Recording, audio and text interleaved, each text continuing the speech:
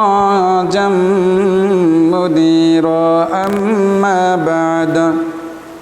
أما بعد فإن خير الحديث كتاب الله وخير الهدي هدي محمد صلى الله عليه وسلم وشر الأمور محدثاتها وكل محدثة بدعة وكل بدعة ضلالة وكل ضلالة في النار فقد قال الله تبارك وتعالى في قرآن المجيد والفرقانه الحميد أعوذ بالله من الشيطان الرجيم بسم الله الرحمن الرحيم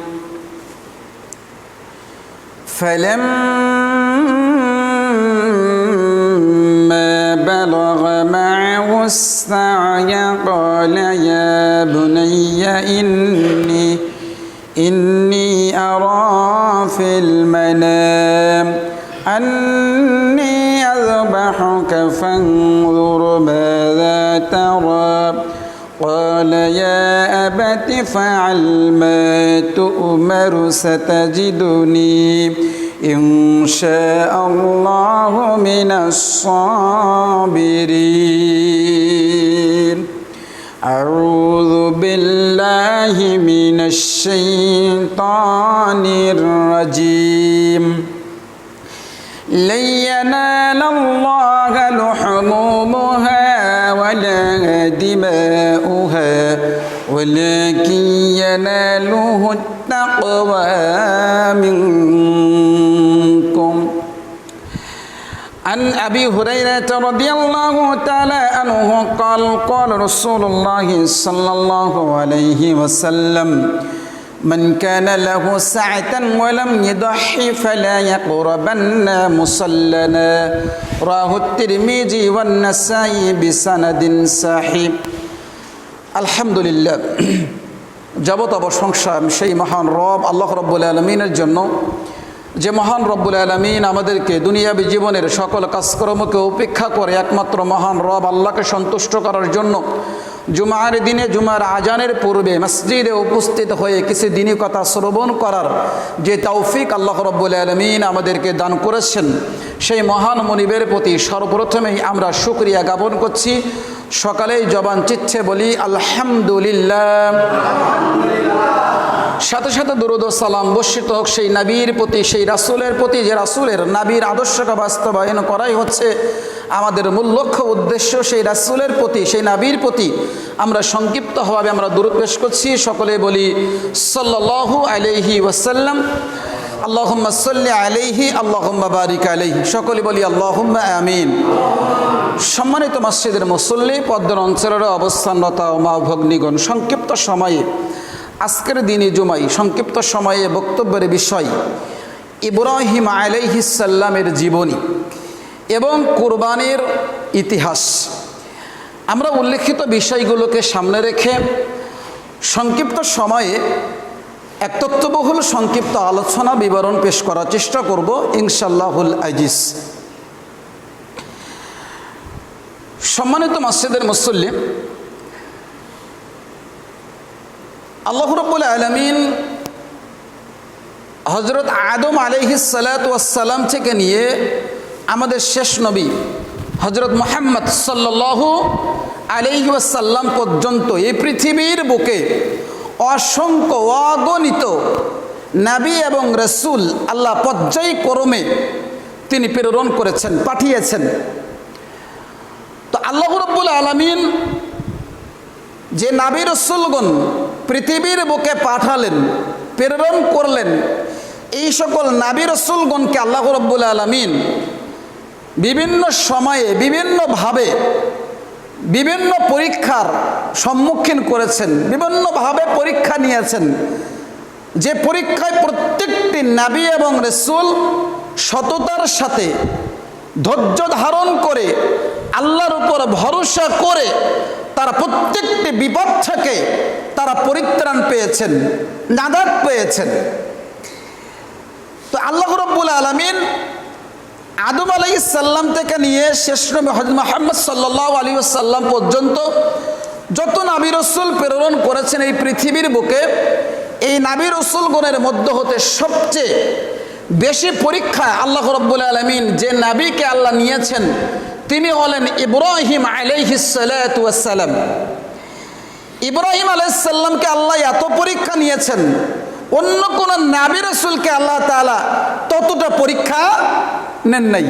আর ইব্রাহিম আলাইহিস সালামের যতগুলো পরীক্ষা আল্লাহ নিলেন ততগুলো পরীক্ষাই তিনি আল্লাহর উপরে তাওয়াক্কুল করেছেন, ভরসা রেখেছেন, ধৈর্য ধারণ করে প্রত্যেকটি পরীক্ষায় তিনি সততার সাথে তিনি উত্তীর্ণ হয়েছেন। জোরে বলি সুবহানাল্লাহ। দেখুন ইব্রাহিম আলাইহিস সালাতু ওয়াস সালামের জীবনের যে পরীক্ষা সমূহ, এই পরীক্ষা সমূহ মূলত দুইটা ভাগে বিভক্ত। কয়টা ভাগে ভাই? দুইটা ভাগে বিভক্ত। একটা হচ্ছে বাবেল শহরের তার জীবনের অর্ধেক কাল কেটেছে, আরেকটা হচ্ছে কেনান শহরে তার বাকি জীবনটা কেটেছে। এখন তার জীবনে যে ঘটে যাওয়া যে ঘটনাগুলো, এই ঘটনাগুলো কিছু ঘটনা বাবেল শহরে থাকাকালীন সময়ে ঘটেছে, আবার কিছু ঘটনা যখন তিনি কেনান শহরে এসেছেন হিজরত করে তখন কিছু ঘটনা কেনান শহরে থাকাকালীন সময়ে ঘটেছে। কিন্তু একটা মজার ব্যাপার কি জানেন, আমরা ইতিহাস পর্যালোচনা করলে দেখতে পাই আমাদের শেষ নবী হযরত মুহাম্মদ সাল্লাল্লাহু আলাইহি ওয়াসাল্লামের জীবনের সঙ্গে ইব্রাহিম আলাইহিস সালাতু ওয়াস সালামের জীবনের কিছু আংশিক মিল কিন্তু খুঁজে পাওয়া যায়। কেমন? আমাদের শেষ নবী মুহাম্মদ সাল্লাল্লাহু আলাইহি সাল্লামের জন্ম হয়েছে কোথায়? মক্কাতে। কোথায় ভাই? মক্কাতে তার জন্ম হয়েছে। কিন্তু তিনি কি মক্কায় থাকতে পেরেছেন? মক্কায় থাকতে পারেন নাই, তাকে হিজরত করে কোথায় চলে যেতে হয়েছে? মদিনাতে চলে যেতে হয়েছে। ঠিক তদ্রূপ ইব্রাহিম আলাইহিস সালাতু ওয়াস সালাম তিনি আপনার বাবেল শহরে তিনি জন্মগ্রহণ করেছেন, কিন্তু সেখানে কি তিনি থাকতে পেরেছেন? না, তিনি সেখান থেকে হিজরত করে কোথায় গেছেন? কেনান শহরে তিনি চলে গেছেন এবং সেখানে থেকে তিনি পূর্ণতা লাভ করেছেন এবং সেখানেই তিনি মৃত্যুবরণ করেছেন। সম্মানিত মাসজিদের মুসল্লি, দেখুন ইব্রাহিম আলাইহিস সালাতু ওয়াস সালাম তিনি ছিলেন একজন হকপন্থী মানুষ। তিনি হকের কাছে তিনি কখনো মাথা নত করেনি। বাতিল যেখানে, বাতিলের বিরুদ্ধে তিনি সর্বদা কথা বলে গিয়েছেন। হক যেখানে পেয়েছে হকের পক্ষে তিনি কথা বলেছেন। সর্বদা তিনি তাওহীদের দাওয়াত দিয়েছেন। এই তাওহীদের দাওয়াত দেওয়ার কারণে পর্যায়ক্রমে ইব্রাহিম আলাইহিস সালামকে বিভিন্নভাবে নির্যাতনের শিকার তাকে হতে হয়েছে, নিপীড়নের শিকার হতে হয়েছে, বিভিন্ন কষ্টের সম্মুখীন তাকে হতে হয়েছে।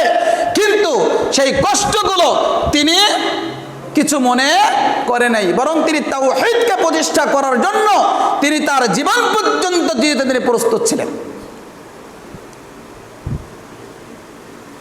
ইব্রাহিম আলাইহিস সালাতু ওয়াস সালাম তিনি সর্বদা মূর্তির বিরুদ্ধে ছিলেন। মূর্তি যেখানে দেখেছেন মূর্তির বিরুদ্ধে তিনি সেখানেই কথা বলেছেন। শিরকের বিরুদ্ধে তিনি কথা বলেছেন, তাওহীদের পক্ষে তিনি দাওয়াত দিয়েছেন, কথা বলেছেন। আমরা ঘটনা সকলেই জানি ইব্রাহিম আলাইহিস সালাতু ওয়াস সালামের ঘটনা। ইব্রাহিম আলাইহিস সালাতু ওয়াস সালামের সম্প্রদায় বছরে একটা বিশেষ দিনে তারা একটা উৎসব করত। বছরে একটা বিশেষ দিনে তারা কি করত? উৎসব করত। যে উৎসবে নানা প্রকারের অপচয় হতো, টাকা পয়সা ব্যয় করা হতো, যে অনুষ্ঠানে বিভিন্ন অসামাজিক কাজ হতো, খারাপ কাজ হতো, এমন অসংখ্য অনুষ্ঠান কিন্তু আমাদের বাংলাদেশে এখন বর্তমান প্রেক্ষাপটে আছে।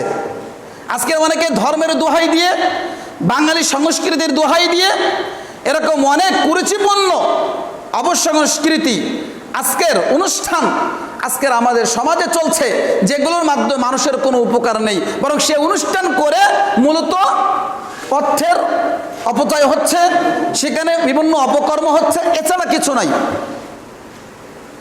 তো ইব্রাহিম আলাইহিস সালাতু ওয়াস সালামের যুগে বছরের যে নির্দিষ্ট একটা দিনে যে অনুষ্ঠানটা হতো, সেই অনুষ্ঠানে তার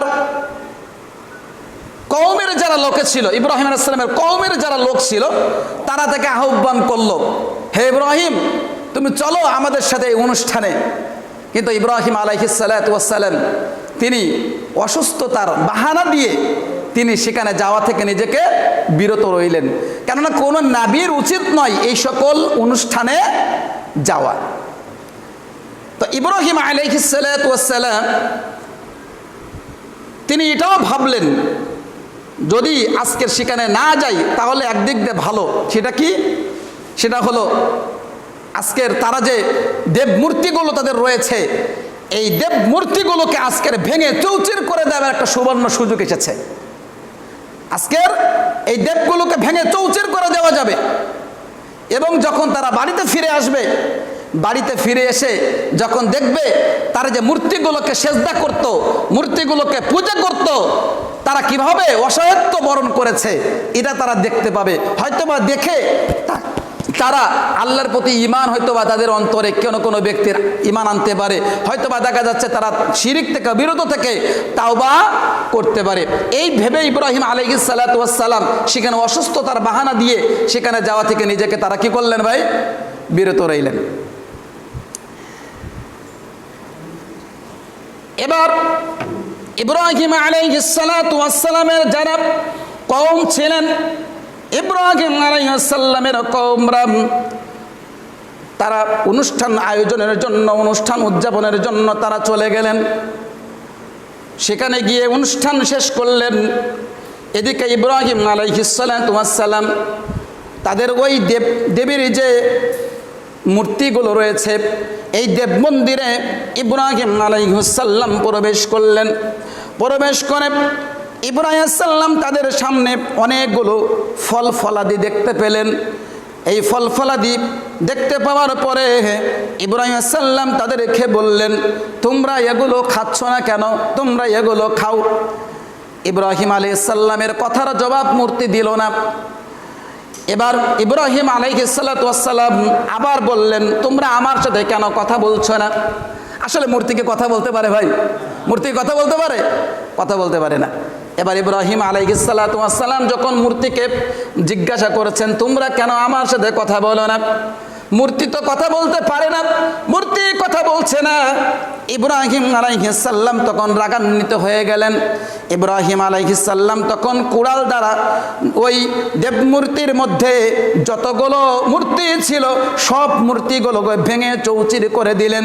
শুধুমাত্র ওই মূর্তির মধ্যে সবচেয়ে বড় যে মূর্তিখানাটা ছিল, ওই মূর্তির গলায় তার কুড়ালটা ঝুলিয়ে তিনি চলে আসলো। এবার ইব্রাহিম আলাইহিস সালামের কওমের লোকেরা যখন অনুষ্ঠান শেষ করে বাড়িতে চলে আসলেন, বাড়িতে আসার পরে তারা তাদের ইবাদতখানাতে গেলেন সেজদা করার জন্য, মূর্তিকে পূজা করার জন্য। গিয়ে দেখে তাদের মূর্তিগুলো সব ভেঙে কে জানি চৌচির করে দিয়েছে।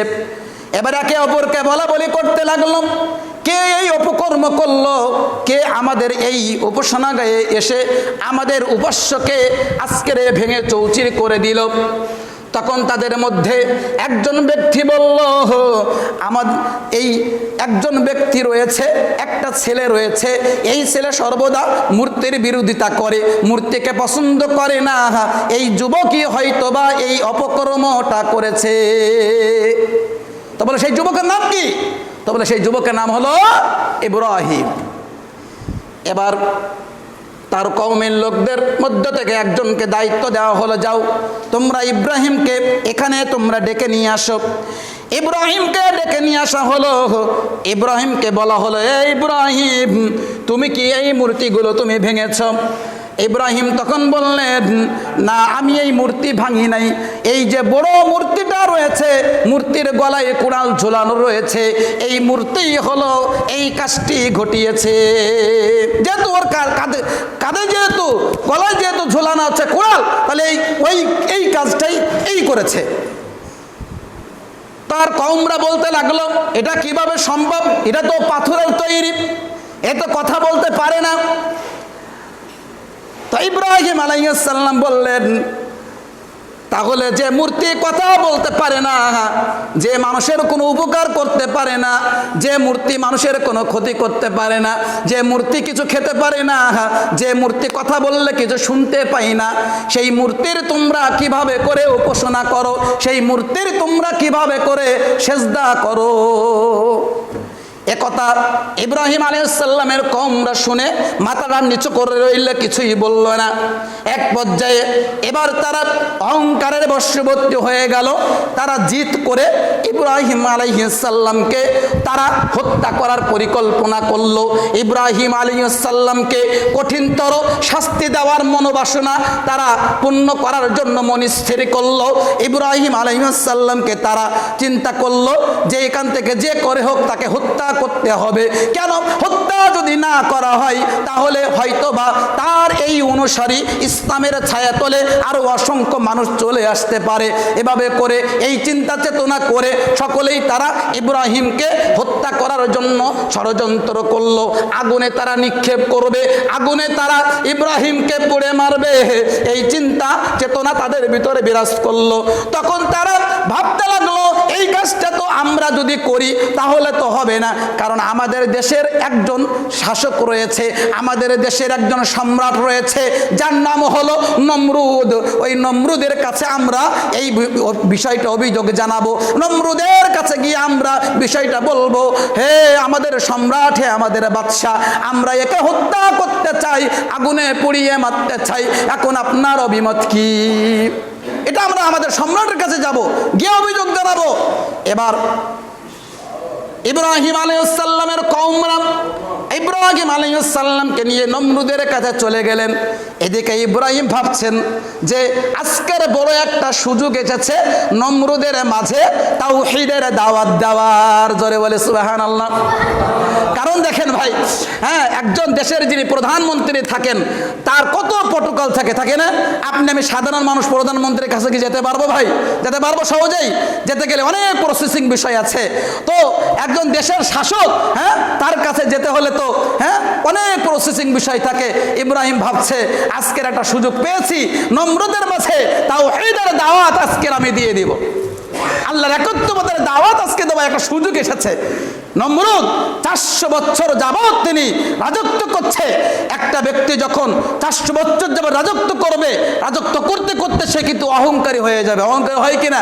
আজকে দেখা যায় কেউ 10 বছর 15 বছর 20 বছর একটা না কেউ ক্ষমতায় থাকলেই সে স্বৈরাচার হয়ে যাচ্ছে। হ্যাঁ, ক্ষমতায় তার মাটিতে পা পড়ে না। মানুষের কি জুলুম নির্যাতন আজকের করছে, এরকম অসংখ্য ঘটনা আজকের আমরা বিভিন্ন রাষ্ট্রে আমরা দেখতে পাচ্ছি। কিন্তু অহংকার যে করবে, অহমিকা যে করবে, মানুষের উপরে জুলুম অত্যাচার নির্যাতন এগুলো করবে, তার ধ্বংস সুনিশ্চিত। কথা বলেন ঠিক কিনা? সুনিশ্চিত। এখন ইব্রাহিম আলাইহিস সালাতু ওয়াস সালাম ভাবলেন আজকের একটা সুযোগ এসেছে নমরুদের মাঝে তাওহীদের দাওয়াত দেওয়ার।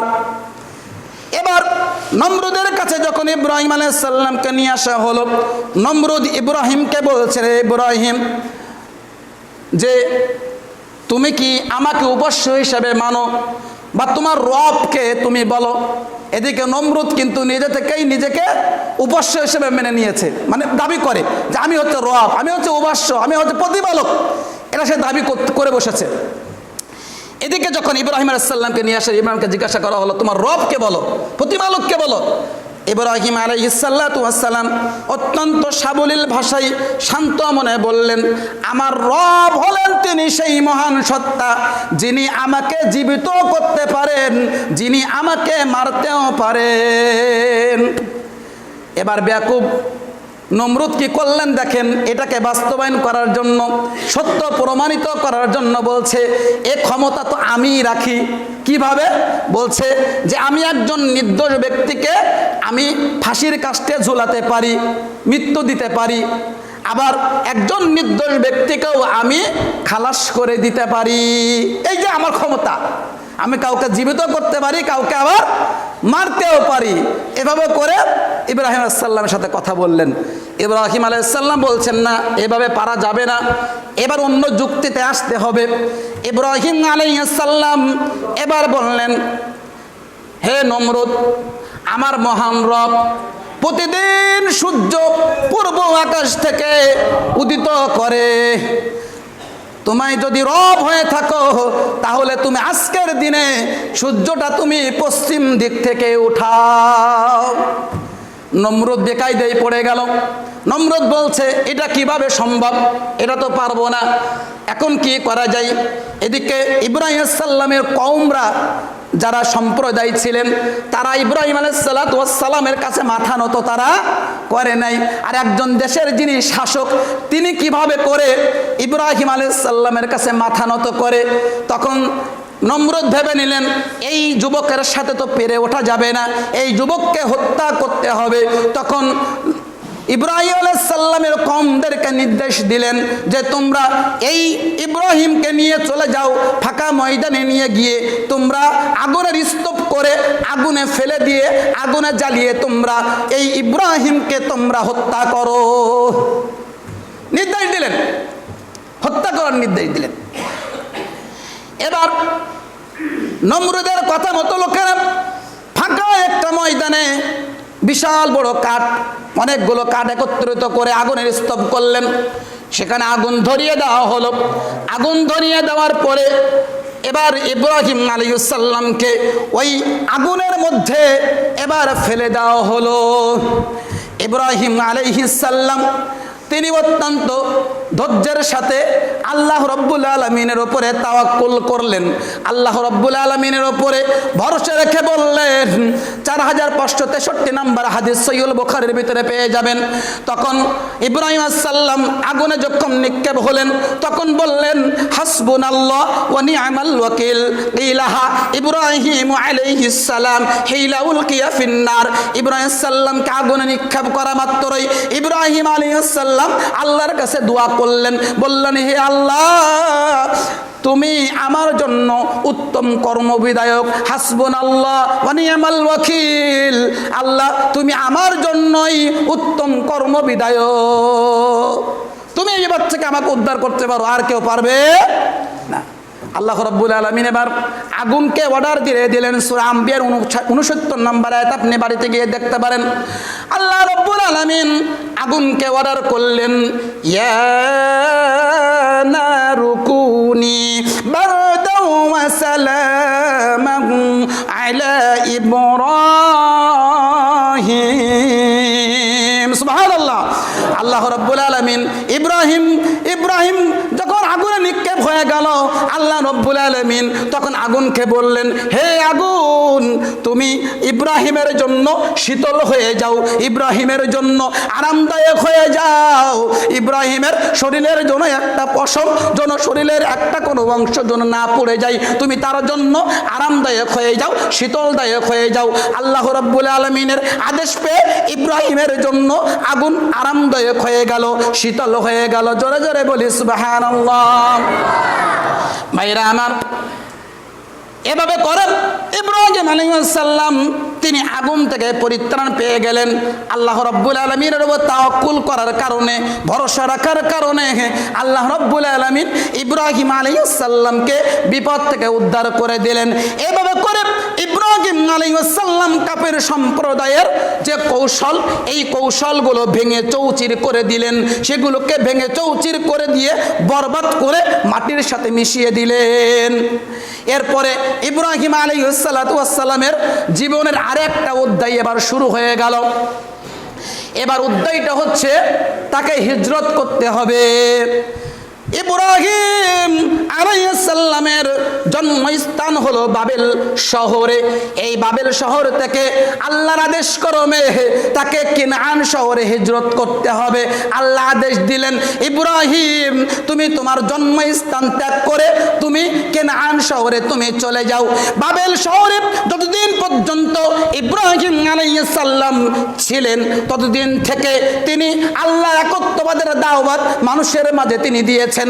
অগ্নি পূজক যারা ছিলেন তাদের মাঝে তাওহীদের দাওয়াত দিয়েছেন। সূর্য পূজক যারা ছিলেন তাদের মাঝে তাওহীদের দাওয়াত দিয়েছেন। চন্দ্র পূজা যারা করত তাদের মাঝে তাওহীদের দাওয়াত দিয়েছেন। যে তাওহীদের দাওয়াত দেওয়ার ফলশ্রুতিতে তারা বুঝেছে যে আমরা বাতিল, আমরা হকপন্থী নই। তারপরেও এই সকল শাসকরা তাদের জনগণকে কৌশলে বিভিন্ন যুক্তি দিয়ে তারা তাদের সেই স্থানে বলবৎ রাখার চেষ্টা করেছে। কিন্তু ইব্রাহিম আলাইহিস সালাম বিভিন্ন যুক্তি দিয়ে তারকা পূজারীর যারা শাসক ছিল, মূর্তি পূজার যারা শাসক ছিল, অগ্নি পূজকের যারা শাসক ছিল, চন্দ্র পূজা যারা করত শাসক ছিল, তাদেরকে যুক্তি দিয়ে বিভিন্নভাবে দলিলের মাধ্যমে পরাজিত করে দিয়েছিলেন। জোরে বলে সুবহানাল্লাহ। পরাজিত করেছিলেন। তৃণমূলভাবে ইব্রাহিম আলাইহিস সালাম সর্বপ্রত্যে তাওহীদের দাওয়াত তিনি বীজ বপন করেছিলেন। কিন্তু শাসকের ভয়ে অনেকেই ইসলাম ধর্ম যে গ্রহণ করেছে এই প্রকাশটা তারা করতে পারে নাই। প্রকাশ্যভাবে ইব্রাহিম আলাইহিস সালামের দাওয়াতে ইসলাম ধর্ম গ্রহণ করেছিলেন তার স্ত্রী সারা আলাইহিস সালাতু ওয়াস সালাম এবং তার ভাতিজা লূত আলাইহিস সালাতু ওয়াস সালাম। তারা প্রকাশ্যভাবে কি করেছিলেন? দাওয়াত গ্রহণ করেছেন। ইব্রাহিম আলাইহিস সালামের দিকে তিনি তার পিতার মাঝে দাওয়াত দিলেন, পিতাকে দাওয়াত দিলেন তাওহীদের দাওয়াত। ইব্রাহিম আলাইহিস সালাম পিতাকে দাওয়াত দিলেন, পিতা ইব্রাহিম আলাইহিস সালামের দাওয়াত গ্রহণ করলেন না, প্রত্যাখ্যান করে দিলেন। তখন আল্লাহ আদেশ করলেন, হে ইব্রাহিম তুমি তোমার জন্মস্থান থেকে তুমি কি করো? কেনান শহরে, বাবেল শহর থেকে কেনান শহরে তুমি হিজরত করো। এবার আল্লাহর আদেশ পেয়ে ইব্রাহিম আলাইহিস সালাম তিনি তার জন্মভূমি বাবেল শহর থেকে কেনান শহরে চলে গেলেন। কেনান শহরে যাওয়ার পরে বছর খানেক পরে বা কিছুদিন পরেই কেনান শহরে ফিলিস্তিনে বিশাল একটা দুর্ভিক্ষ দেখা দিল, অভাব অনটন দেখা দিল। মানুষেরা দলে দলে মিশরের দিকে চলে যেতে লাগলো। ইব্রাহিম আলাইহিস সালাতু ওয়াস সালাম তিনি বললেন, এখানে যদি থাকি তাহলে না খেয়ে ফেয়ে মারা যেতে হবে স্ত্রী নিয়ে। এখন কি করা যায়? তাও চিন্তা করলো মিশরের দিকে চলে যাবে। স্ত্রী সারা আলাইহিস সালাতু ওয়াস সালামকে নিয়ে ইব্রাহিম আলাইহিস সালাম মিশরের দিকে রওনা হলেন। প্রতিমধ্যে মিশরের জালিম বাদশার সাথে ইব্রাহিম আলাইহিস সালামের দেখা হয়ে গেল। ইব্রাহিম আলাইহিস সালামের সাথে দেখা মিশরের জালিম বাদশা ইব্রাহিমের স্ত্রী সারা আলাইহিস সালাতু ওয়াস সালামকে দেখে তিনি মুগ্ধ হয়ে গেলেন, তার সাথে খারাপ কাজ করার ইচ্ছা পোষণ করলেন। এখন বড় একটা বিপদে পড়ে গিয়েছে। ইব্রাহিম আলাইহিস সালামও কিছু করতে পারছে না, একটা কঠিন পরিস্থিতি। ইব্রাহিম আলাইহিস সালামের স্ত্রী সারা আলাইহিস সালাতু ওয়াস সালাম ভাবলেন, এই স্থান থেকে একমাত্র আমার মহান রব আল্লাহ রাব্বুল আলামিনই আমাদেরকে উদ্ধার করতে পারবেন। জোরে বলি সুবহানাল্লাহ। চিন্তা দেখেন। এবার তিনি বললেন, আমাকে একটু আপনারা সময় দিন, আমি 2 রাকাত সালাত আদায় করতে চাই, নামাজ আদায় করতে চাই। তখন তারা উত্তম রূপে সুন্দর করে উযু করে 2 রাকাত সালাত আদায় করলেন। সালাত আদায় করে তিনি দোয়া করেছেন, হে রব্বুল আলামিন আমি আপনার প্রতি, আপনার রাসূলের প্রতি ঈমান আনয়ন করেছি। আমি আমার সতীর্থ আমার স্বামী ইব্রাহিম ছাড়া আর কাউকে ব্যবহার করতে দেইনি। আল্লাহ তুমি আমার উপরে কাফের সম্প্রদায়কে তুমি বিজয় দান করো না। এভাবে যখন সারা আলাইহিস সালাতু ওয়াস সালাম দোয়া করলেন, আল্লাহ রাব্বুল আলামিন তাৎক্ষণিক দোয়া কবুল করে নিলেন। সুবহানাল্লাহ। দেখেন ইসলামে নারীদের মর্যাদা কত আপনি চিন্তা করেন।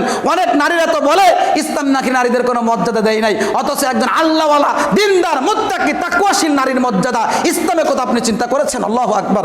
হাত দোয়া করেছে, সাথে সাথে আল্লাহ দোয়া কবুল করে নিলেন। এবার দোয়া কবুল করার সাথে সাথে যখনই সালাত শেষ হয়ে গেল, দোয়া শেষ হয়ে গেল, জালিম বাদশা সারা আলাইহিস সালাতু ওয়াস সালামের কাছে আসতে চাই, এমত অবস্থায় তার দুই হাত অবশ হয়ে গেল, দুই পা অবশ হয়ে গেল, মাটিতে লুটিয়ে পড়ল। এবার সারা আলাইহিস সালাম আবার ভাবছেন যে যদি এমত অবস্থায় এখানে মারা যায়, তাহলে এখানকার লোকেরা যারা আছে তারা সবাই আমাকে হত্যাকারী বলবে। তখন আল্লাহর কাছে আবার দোয়া করলেন, আল্লাহ তুমি একে ভালো করে দাও। ইব্রাহিম আলাইহিস সালাম তো ওইদিকে রয়ে গেছে। ইব্রাহিম আলাইহিস সালামের স্ত্রীকে ইব্রাহিমের কাছ থেকে টেনে হিসড়ে সেখান থেকে নিয়ে আসা হয়েছে। এই ঘটনাগুলো ঘটছে। ওদিকে ইব্রাহিম আলাইহিস সালাম কিন্তু সালাতে পড়ে রয়েছে, দোয়া করছে স্ত্রীর সাথে যেন কোনো কিছু অঘটন না ঘটে যায়, খারাপ কিছু যেন না করে বসে, ইব্রাহিম আর স্ত্রীকে যেন কোনো কষ্ট না দেয়। ওদিকে ইব্রাহিম আলাইহিস সালাম কিন্তু ওদিকে রয়েছে। তো যখন হত্যাকারী ভাববে এটা মনে করছে, দোয়া করলেন, আবার জালিম বাদশা কি হয়ে গেল? ভালো হয়ে গেল। আবার তার দিকে হাত বাড়াতে যাই, আবার দোয়া করলাম, আবার তাৎক্ষণিক এভাবে করে মাটিতে লুইয়ে পড়ে। এভাবে করে 3 বার ঘটনা ঘটলো।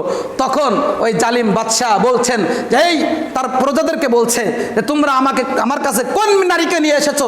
এ তো একজন শয়তান, একজন শয়তানি নারী, এ তো শয়তানি নারী, এ তো জাদুকারী, এ তো খুব শক্তিশালী, একে তোমরা এখান থেকে তাড়াতাড়ি বিদায় করে দাও। তখন খাদেমা হিসাবে সারা আলাইহিস সালাতু ওয়াস সালামের কাছে একজন নারীকে দেওয়া হলো, যে নারীর নাম হচ্ছে হাজেরা। যার নারীর নাম কি? হাজেরা। কথা বুঝছেন তো? নারীকে দেওয়া হলো উপহার স্বরূপ খাদেমা হিসাবে, এবং তার সাথে অনেক স্বর্ণ গহনা মণি মুক্তা এগুলো দিয়ে দেওয়া হলো। দিয়ে দেওয়ার পরে সারা আলাইহিস সালাতু ওয়াস সালাম তা যে খাদেমা হিসাবে উপহার দেওয়া হয়েছিল, সারা হাজেরা আলাইহিস সালাতু ওয়াস সালামকে হাজেরাকে নিয়ে তিনি চলে আসলেন ইব্রাহিমের কাছে। ইব্রাহিম তিনি সালাতে রত রয়েছে, স্ত্রীর জন্য দোয়া করছে, বলছে আল্লাহ অগ্নিকুণ্ড থেকে তুমি যেভাবে আমাকে উদ্ধার করেছিলে, ঠিক তদ্রূপ আজকেও তুমি আমার স্ত্রীকে ফিরিয়ে দিলে। জোরে বলে সুবহানাল্লাহ। তুমি আমার স্ত্রীকে ফিরিয়ে দিলে, আলহামদুলিল্লাহ, শুকরিয়া আদায় করলেন।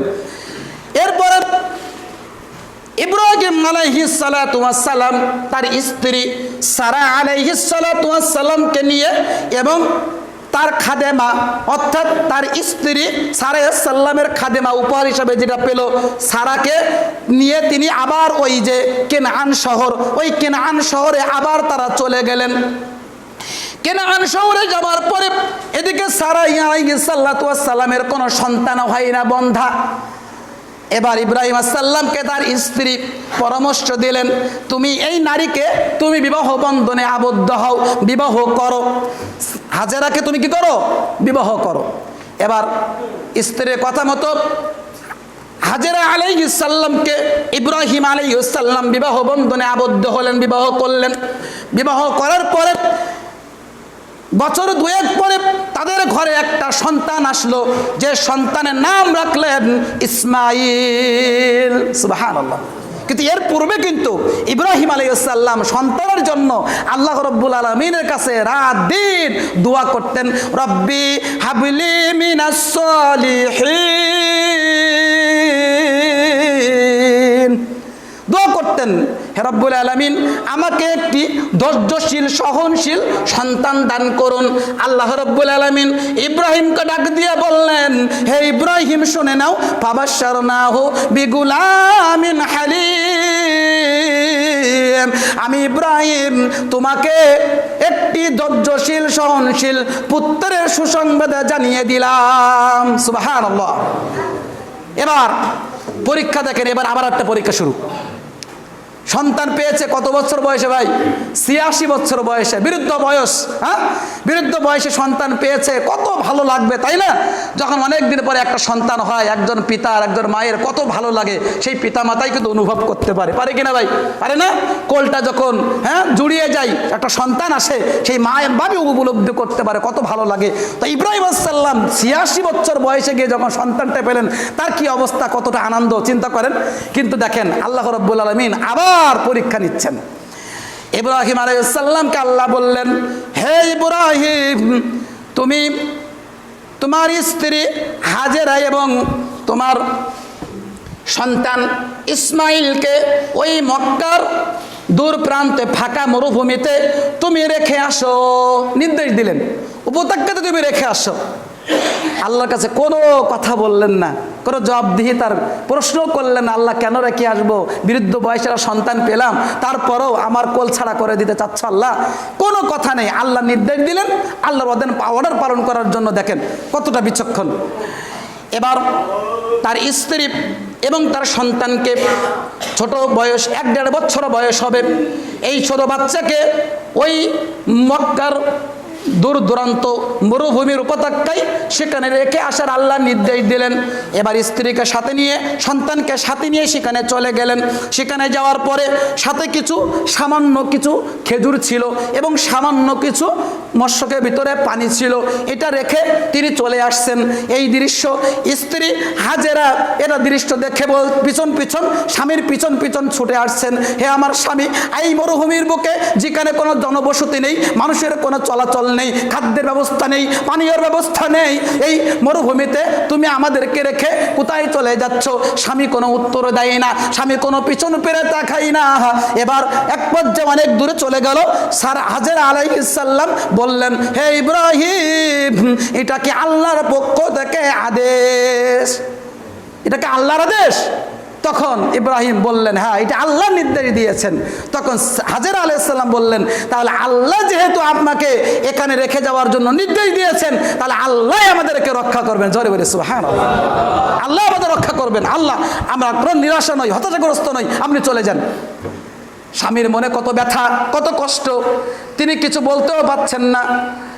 স্বামী চলে গেলেন, একটা দূর দূরান্ত গিয়ে একটা যখন তাদের আড়াল হয়ে গেলেন, চোখের আড়াল হয়ে গেল, ইব্রাহিম আলাইহিস সালাম 2 হাত তুলে কেঁদে আল্লাহর কাছে দোয়া করলেন, হে রব্বুল আলামিন, আপনারকে সন্তুষ্ট করার জন্য ফাঁকা মরুভূমিতে উপত্যকায় যেখানে মানুষের কোনো বসবাস নেই, মানুষের কোনো চলাচল নেই, যেখানে কোনো খাদ্যের ব্যবস্থা নেই, যেখানে কোনো পানীয়ের ব্যবস্থা নেই, সেই স্থানে তোমাকে সন্তুষ্ট করার জন্য, তোমাকে রাজি খুশি করার জন্য আমার পরিবারের সদস্যদেরকে সেখানে রেখে আসলাম। আল্লাহ, তুমি তাদেরকে হেফাজত করো। আল্লাহু আকবার। দোয়া করলেন, এভাবে করে দোয়া করলেন। এভাবে করে দোয়া করার পরে ইব্রাহিম আলাইহিস সালাম চলে গেলেন। এদিকে খাদ্য, অল্প কিছু খাদ্য নিয়ে গেছে, কিছু খাদ্য কয়েকদিন চলে গেছে, খাদ্য খাওয়া শেষ, এখন তো পানির প্রয়োজন। এদিকে হাজেরা আলাইহিস সালাতু ওয়াস সালাম তৃষ্ণায় তার বুকটা ফেটে যাওয়ার উপক্রম। ছোট বাচ্চা ইসমাইল, তারও বুকটা ফেটে যাওয়ার উপক্রম হচ্ছে, কঠিন পরিস্থিতি, পানির ব্যবস্থা নেই। হাজেরা আলাইহিস সালাতু ওয়াস সালাম একবার তিনি তার পার্শ্ববর্তী পাহাড়, সাফা পাহাড়, এই সাফা পাহাড়ের উপরে তিনি একবার উঠলেন, আর একবার মারওয়া পাহাড়ে উঠলেন। 2টা পাহাড়, একটা সাফা, একটা হচ্ছে মারওয়া। যারা হজ করতে গেছেন দেখেছেন সাফা মারওয়া পাহাড়। এই সাফা মারওয়া পাহাড়ে একবার এখানে দৌড়াই, আর একবার এখানে আসে, একবার সাফাতে যায়, একবার মারওয়াতে পাহাড়ে চলে আসে, মানে শুধু সুরাচুরি করছে। এভাবে করে 7 বার দৌড়াদৌড়ি করেছে, মানে কোনো মানুষের দেখা পাওয়া যায় কিনা, পানীয় ব্যবস্থা হয় কিনা, যেহেতু পানির তৃষ্ণা, বুকটা ফিরে যাচ্ছে, সন্তানও তৃষ্ণার্ত, এখন এভাবে করে ছোড়াছুরি করছে। হাজেরা আলাইহিস সালাতু ওয়াস সালাম 7 বার দৌড়ানোর পরে কিছুক্ষণ পরে তিনি যেন বুঝতে পারলেন ওই যে সন্তান যেখানে রেখে এসেছে ওই স্থানে ইসমাইলের পায়ের কাছে যেন কিছু পানি যেন বের হচ্ছে, এমন দৃশ্য দেখলেন। পায়ের কাছ থেকে হাজেরা আলাইহিস সালাতু ওয়াস সালাম দৌড়ে চলে আসলেন। আমাদের সমাজে একটা কথা প্রচলিত আছে যে ইসমাইলের পায়ের মানে গোড়ালিতে এভাবে করে চাপ দেওয়ার কারণে বা ঘা দেওয়ার কারণে এখান থেকে ফেটে পানি বের হয়েছে। এই যে কথা, এটা সম্পূর্ণ আমার ভিত্তিহীন কথা। বরং এখানে জিবরিল আমিন এসেছেন, আল্লাহ ফেরেশতা পাঠিয়েছেন। ফেরেশতাদের পায়ের গোড়ালির আঘাতে কোন করে রেওয়াতে আসছে, তাদের পাখার আঘাতের মাধ্যমে ওখান থেকে পানীয় ব্যবস্থা হয়েছে। সুবহানাল্লাহ। হাজেরা আলাইহিস সালাতু ওয়াস সালাম চলে আসলেন সন্তানের কাছে, এসে দেখলেন সেখানে পানি আর পানি বের হচ্ছে, যেটা এখন জমজম পানি সেখানে ব্যবস্থা হয়েছে। ওখানে তখন হাজেরা আলাইহিস সালাতু ওয়াস সালাম কি করলেন, হাত দিয়ে এভাবে করে বাদ দিলেন, পানিটার জন্য বাইরে না চলে যাবে বাদ দিয়ে দিলেন। এভাবে করে সেখানে তিনি তৃপ্তি সহকারে পানি পান করলেন, সন্তানকেও তৃপ্তি সহকারে পানি পান করালেন।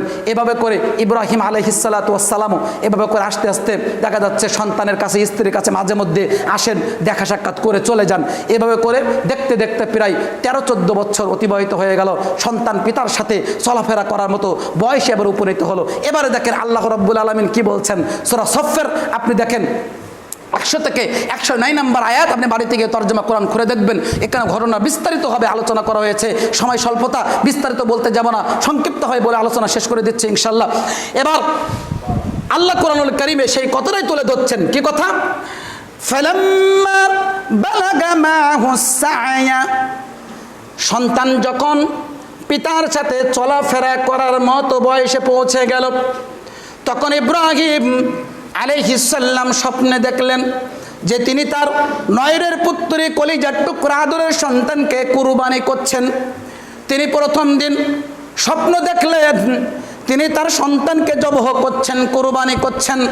যে দিনটা ছিল জিলহজ মাসের 8 তারিখ, এই জন্য এই দিনটাকে বলা হয় ইয়াউমুত তারবিয়াহ, স্বপ্ন দেখানোর দিন। আবার দ্বিতীয় দিন 9 জিলহজ তিনি একই স্বপ্ন দেখলেন, তিনি তার সন্তানকে কুরবানি করছেন, জবহ করছেন।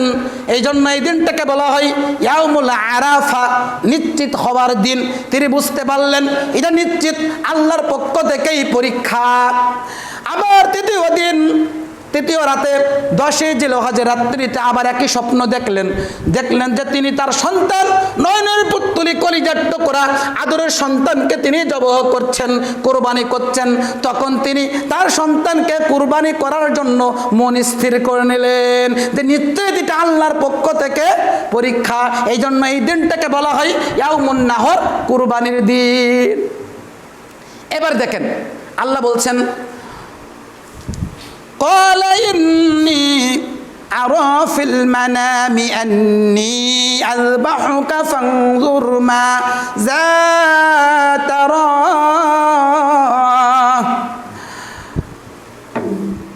ইব্রাহিম আলাইহিস সালাম এর সাথে যখন সন্তান চলাফেরা করার মতো বয়সে পৌঁছে গেল, ইব্রাহিম আলাইহিস সালাম তার সন্তানকে ডেকে বললেন, হে আমার সন্তান ইসমাইল, আমি স্বপ্ন দেখেছি আমি তোমাকে জবহ করছি, আমি তোমাকে কুরবানি করছি, এখন তোমার অভিমত কি ব্যক্ত করো।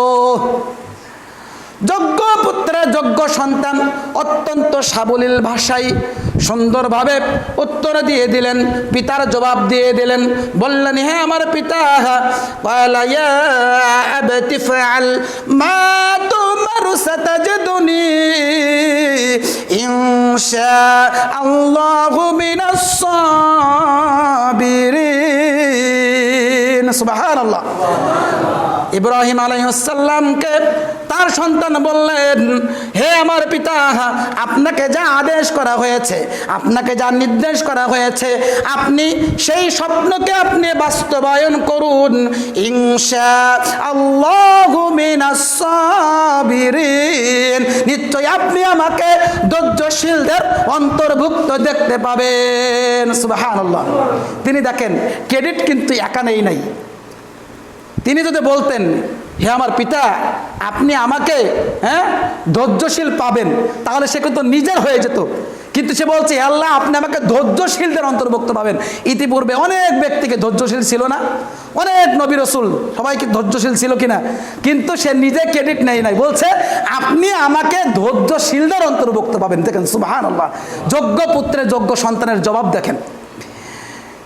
এবার ইব্রাহিম আলাইহিস সালাতু ওয়াস সালাম বলছেন, ফালাম্মা আসলামা ওয়া তাল্লাহু লিল জাবিন, পিতা এবং পুত্র উভয়ে যখন আনুগত্য প্রকাশ করল, এই স্বপ্নটাকে বাস্তবায়ন করার জন্য মন স্থির করল। পিতা যখন পুত্রকে কুরবানি করার জন্য বাড়ি থেকে নিয়ে আসছিল, প্রতিমধ্যে ইবলিস শয়তান ইব্রাহিমকে এবং তার স্ত্রীর সন্তানদেরকে ধোঁকা দেওয়ার জন্য বারবার চেষ্টা করে।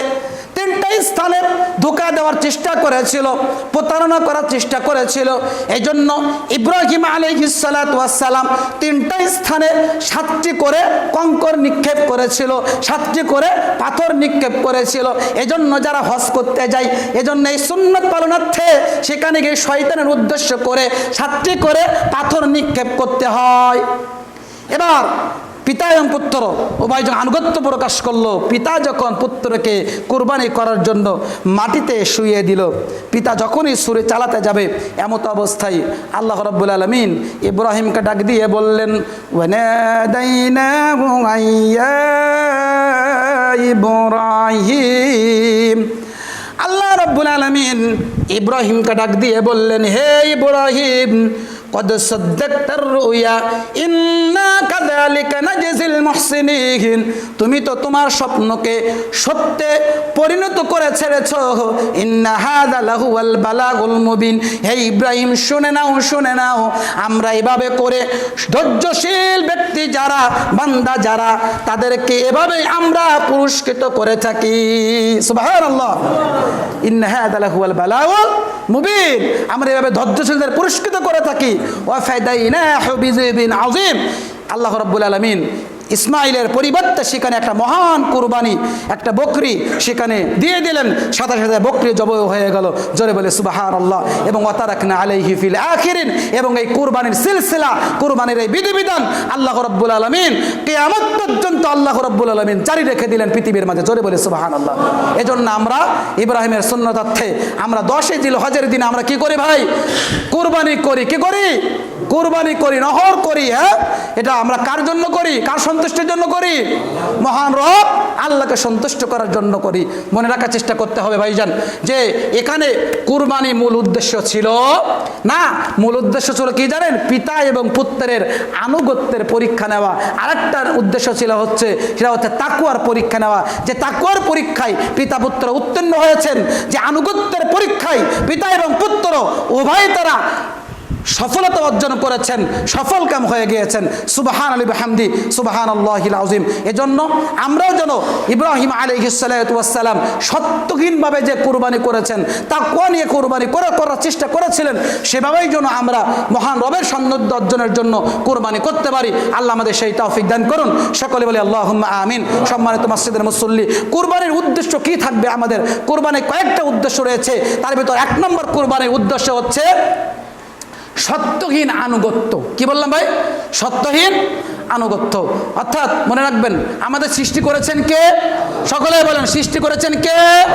আল্লাহ আমাদের সৃষ্টি করেছেন, করেছেন না? তাহলে আমাদের রব হচ্ছে আল্লাহ, সৃষ্টি করেছেন আমাদের আল্লাহ।